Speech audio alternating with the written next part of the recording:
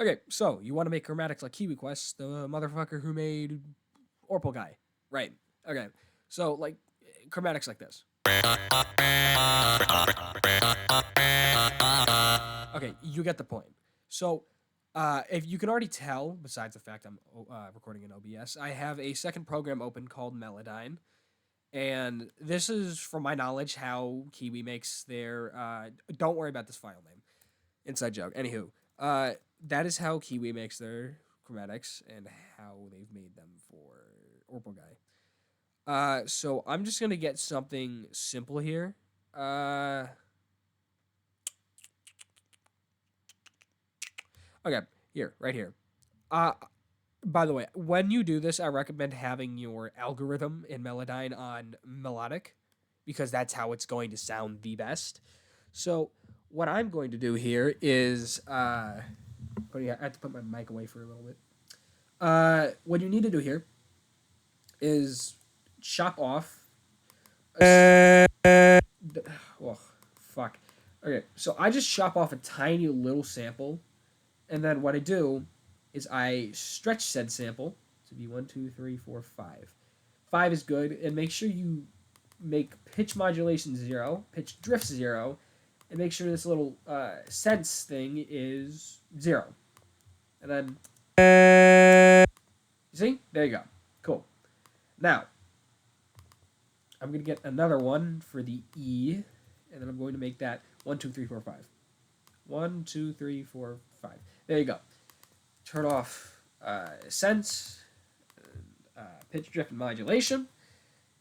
There you go. And now moving back to the ah.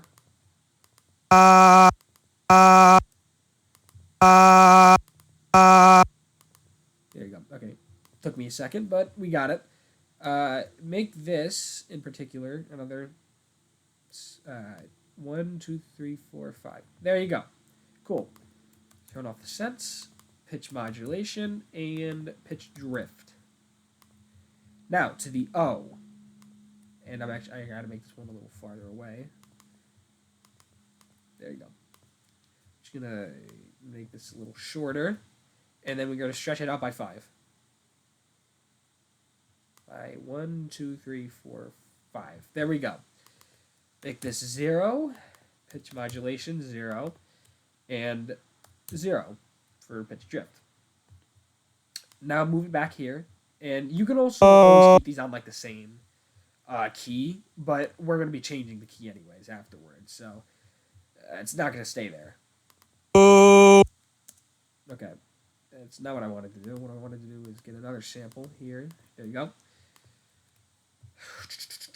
Stretch this one out by 5 again. Get it 1, 2, 3, 4, 5.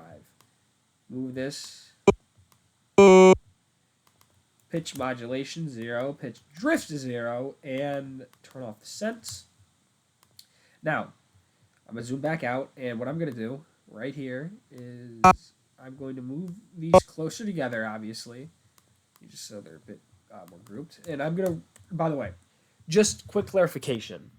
C1 is, like if you're used to using Newtone, C1 is C2, C0 is C1, C2 is C3, C3 is C4, and C4 is C5, and so on and so forth, vice versa. You get the point. So what we're going to do here is we're going to put these down at C2, because that's what they normally are rendered at. But actually, you know what? No, screw it. I'm going to put it down to C1, because we're replacing the peerage guy. So just, you grab these, you drag them, you do the same thing in Newtone, and then you just copy paste them, you know, as you would in Newtone. I'd recommend having at least like 50, 60 markers, but for this tutorial, I might only put like, I want to say like around like, yeah, I'm gonna have 60 for this tutorial, but you get the point here. This is literally just me copy pasting everything, yada yada, and So that's 40. I'm gonna make sure I have the 20 there. Again, because I don't want 40. I don't need 80 samples. I only need 60. Okay, there, cool. Now our chromatic. Oh, whoops. Now the kiwiquest little Siphy chromatic is now done. So I'm going to export that as Siphy kiwi chrom, and then we're just going to render that, and we're going to see how it sounds. So after this, I just close out of Melodyne because it's not exactly very important anymore, because our job is done. And what we're going to do afterwards is going to turn. By the way, whenever you make a cover, turn off auto dump and slice X if it's there. That's just always a recommendation I have for people. But if some things are like have more volume than others, don't worry about it. It's not too big of a deal. Sometimes it is nice if it balances out, but I can't always guarantee that. So.